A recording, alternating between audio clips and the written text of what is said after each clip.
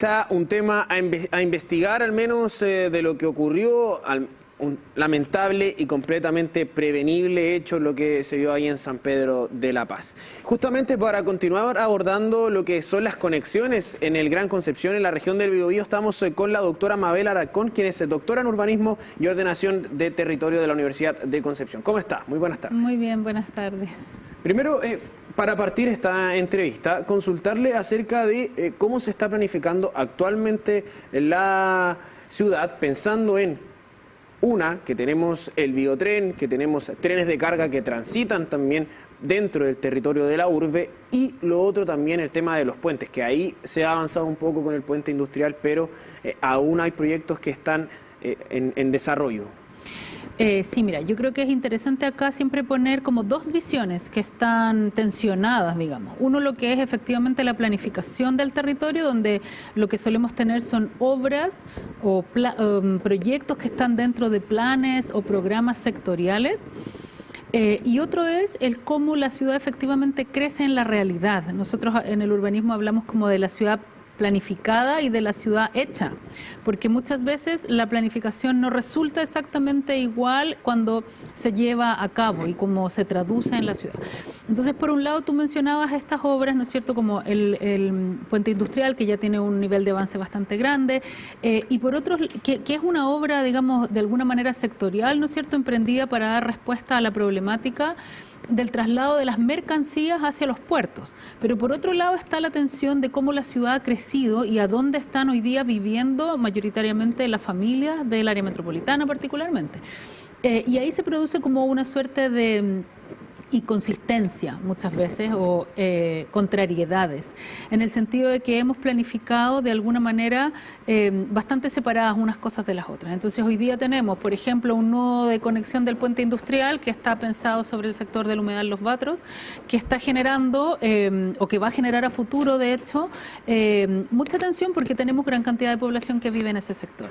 Y yo creo que aquí lo que hace falta, digamos, permanentemente es poder avanzar en una integración de estas miradas.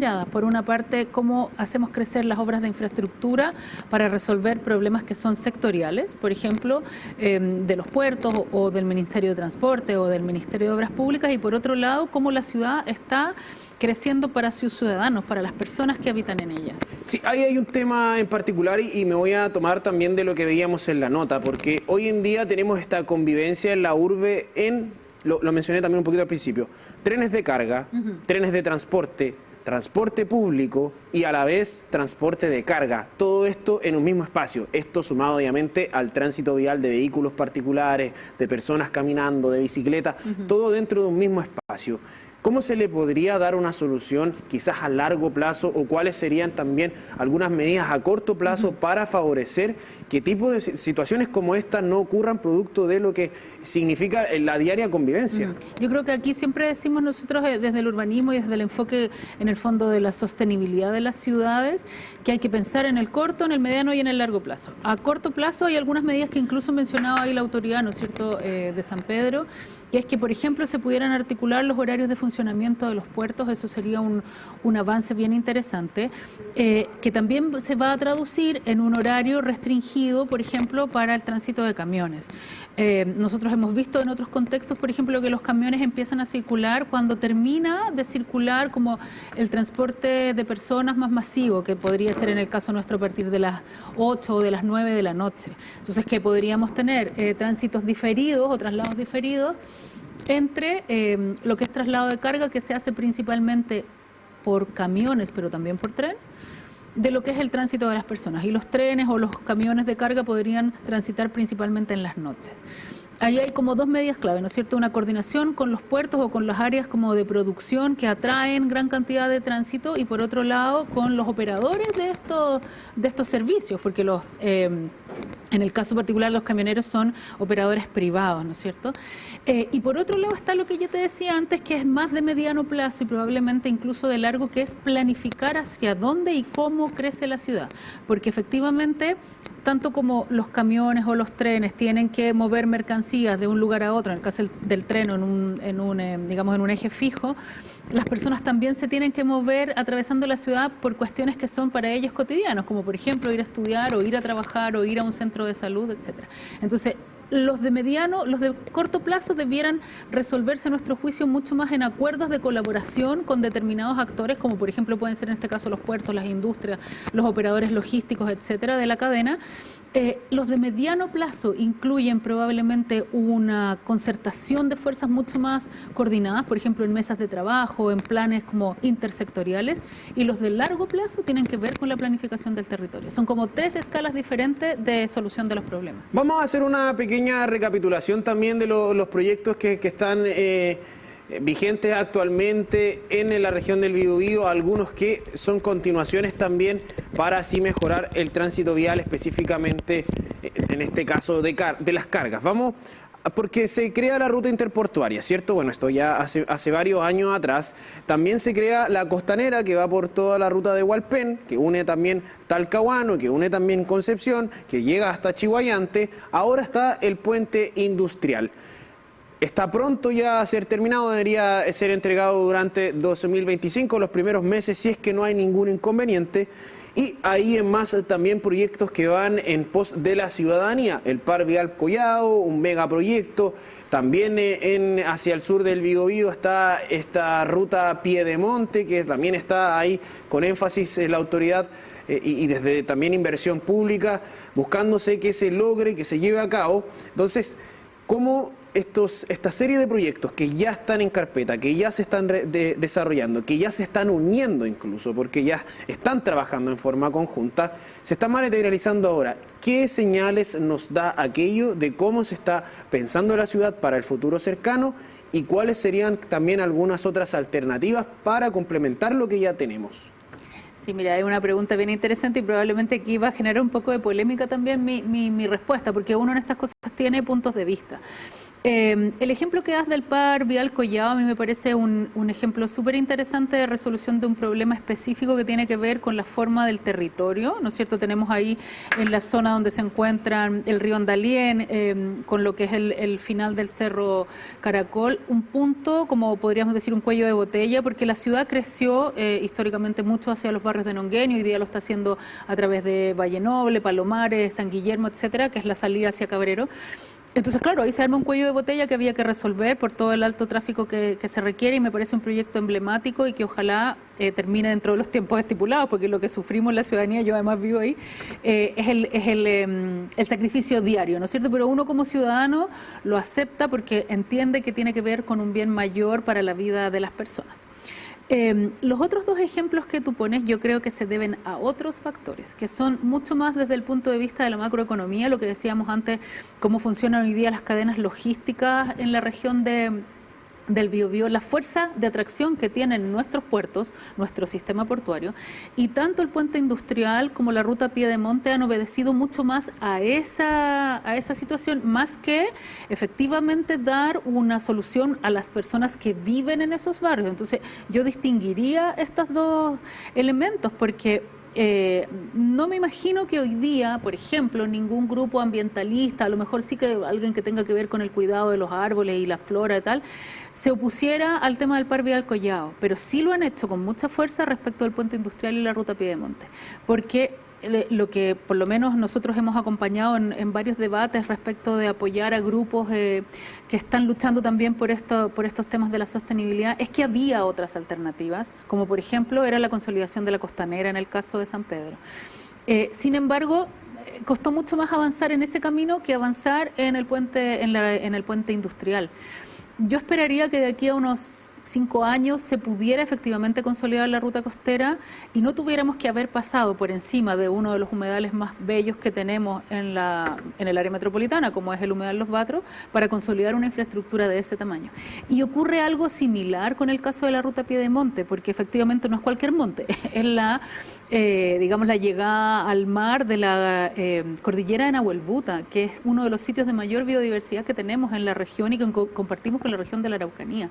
Entonces, cuando le ponemos como lugar o le ponemos apellido a las cosas cobran sentido, ¿no es cierto? Hablar de una ruta Piedemonte parece muy eficiente en términos de unir un punto con otro, pero yo también lo decía esto en un seminario que nos invitaron el año pasado en la universidad, sobre el rol que cumple la accesibilidad y el transporte en un territorio, y así como puede ser una de las principales soluciones para problemáticas complejas, también puede ser uno de los principales males que padecen las personas. Entonces, yo creo que ahí es importante la voz de los técnicos que nos digan cómo se imaginan ellos que va a terminar siendo la ciudad cuando la ruta Piedemonte esté terminada, digamos, porque se van a hacer afectaciones también a un territorio que tiene valores ambientales muy importantes. Sí, es un tema porque... Bueno, ya lo mencionó y por lo que estaba escuchando, también analizando, podríamos describirlo en dos tipos de proyectos en particular. Un proyecto pensado para la industria y un proyecto pensado para las personas.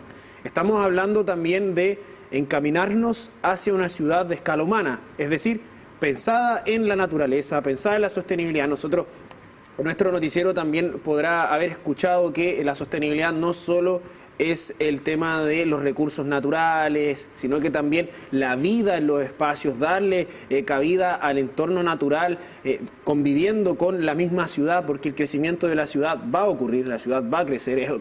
Concepción, en general, la región del Biobío es una región que está teniendo buenos índices económicos, se están generando expansión. Por lo mismo también estamos teniendo este tema con los atochamientos, porque la gente tiene vehículos, y si hay vehículos en la calle es porque tiene para pagar la benzina, y si tiene para pagar la benzina también tiene para movilizarse. Entonces es todo un indicio que nos conlleva a pensar que la ciudad está creciendo. Entonces, ¿cómo también tenemos estos tipos de proyectos? Uno, pensado para la industria, y otro pensado para las personas. ¿Cómo logran conllevar, cómo logran convivir? Mira, hay algo súper interesante de lo que tú afirmas, Matías, y es que las ciudades tienen que crecer. El tema es que nosotros decimos, nos da lo mismo cómo.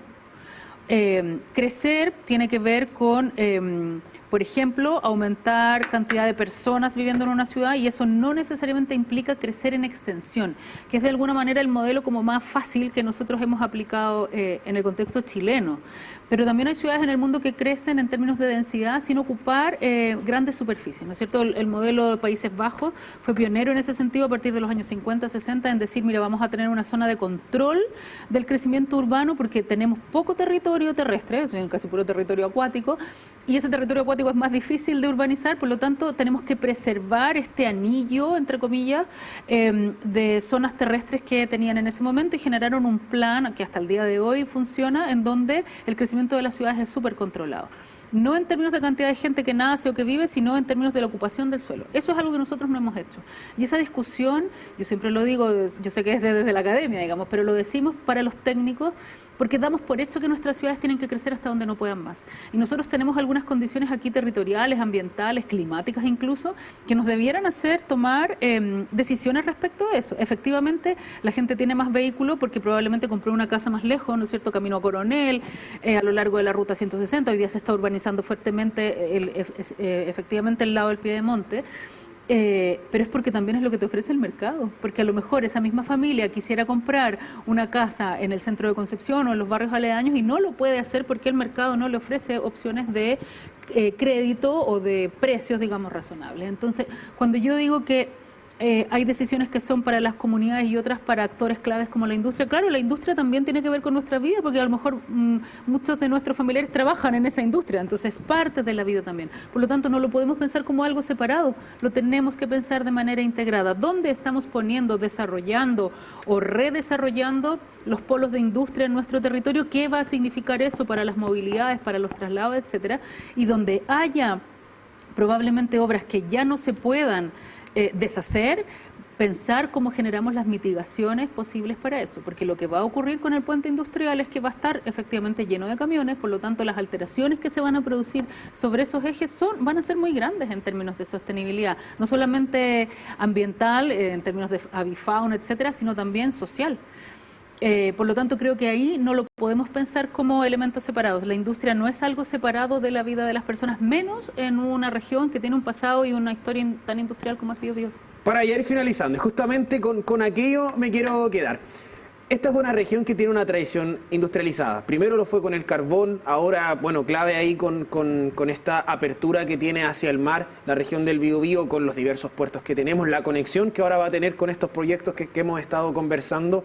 Pero, ¿cómo también, o hace cuánto tiempo debió haberse comenzado a pensar una ciudad más amigable, más que nos compenetre a todos, a cada uno de nosotros y de nosotras, que cada persona se sienta parte de ella, porque lo que ocurre es que la gente que está al sur del Biobío efectivamente se siente lejos. La gente que está en el campo, en los sectores más alejados, hablamos por ejemplo Santa Juana, la gente de Tomé, la gente que está más lejana a este sector céntrico también se siente un poco alejada de incluso hasta las decisiones que se toman. Hablamos del centralismo que es parte ya de este debate constante, sobre todo bueno tras este gobierno que justamente llegaba con una mirada descentralizadora desde la propuesta.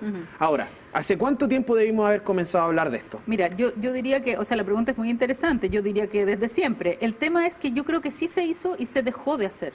No es que no lo hayamos hecho antes, de hecho, primeras operaciones, por ejemplo, de planificación intercomunal que se hicieron en Chile, Concepción es de las pioneras, junto con Valparaíso, Viña del Mar y con Coquimbo La Serena. Existe un plan intercomunal del año 1963.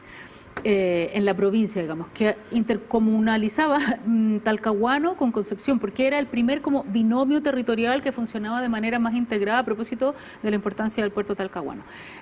Cuando entran los años 70 y 80, este rol planificador del Estado se debilita fuertemente, y lo que hoy día estamos viendo son los efectos de esa debilidad en la planificación que ocurrió particularmente en los años 70, 80 e incluso entrados los 90. Entonces, lo que nosotros queremos decir de alguna manera es que hay que recuperar esa tradición de planificación que la región tuvo y que hoy día evidentemente después de 40 años no tiene las mismas problemáticas que tenía la región en el año 60. Eran otros tiempos, era otra cantidad de personas y las actividades incluso eran bastante diferentes en términos de, por ejemplo, lo que implicó o ha implicado en el último tiempo el desarrollo de la industria forestal, que no es que uno esté en contra de la industria forestal, pero como que nos demoramos mucho en darnos cuenta de los impactos que eso iba a tener. Hace unos años nosotros desarrollamos un ejercicio de planificación sobre la región, cuando todavía Ñuble pertenecía a la región, y el 65% del suelo estaba destinado a suelo forestal, que es un poco lo que le pasó a Santa Juana, ¿no es cierto? Con el agua. Y con el agua y con los incendios del año 2022, en que se dieron cuenta que más del 50% de su territorio era superficie forestal. Entonces, no es que desde cuándo debimos haberlo hecho, sino de que no dejemos de hacerlo nunca, porque los problemas van a ir creciendo y van a ser cada vez más complejos. Es de alguna manera una invitación a pensar que cómo se planifica el territorio y cómo se gestiona luego va a tener un impacto directo en la vida de las personas. Bueno, muchísimas gracias, doctora, por esta conversación desde diferentes perspectivas, desde diferentes miradas también de cómo se analiza, bueno, la situación actual y cómo vamos a planificar, porque claro, el pasado lamentablemente ya no lo vamos a poder cambiar, pero sí podemos tomar acciones que nos beneficien a todos pensando en el futuro. Así que muchísimas gracias por estos minutitos de conversación. Gracias a ustedes. Y vamos